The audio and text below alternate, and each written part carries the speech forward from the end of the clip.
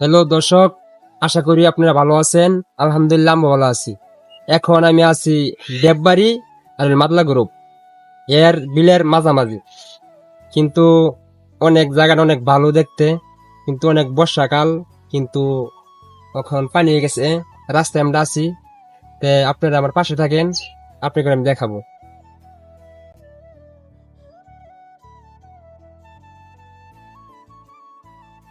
যে জায়গাটা আমার কথা ছিল, এই জায়গা তোকে আসা পড়ছি, কিন্তু ছোটবেলা এই জায়গা তো অনেক আসতাম, কিন্তু অন্ত ঢাকা চলে গেছি, এর জন্যই আসতে পারি না। কিন্তু অত বর্ষাকাল অত পানি হইছে, মানে বলার বাইরে। যেমন অত ভালো লাগতেছে যে জায়গাটা অনেক সুন্দর, দেয়া যায় এক লেভেলে, অনেক পানি, অনেক ভালো। কিন্তু রাস্তাটা ভেঙে গেছে। ভেঙে যাওয়ার কারণ হলো যে পানি হয়ে গেছে। পানি হওয়ার পরে মানুষ, এপারের মানুষ এপারে আসতে পারে না। যে এই রাস্তাটা একটু করে দিত, আশা করি অনেক ভালো হইতো।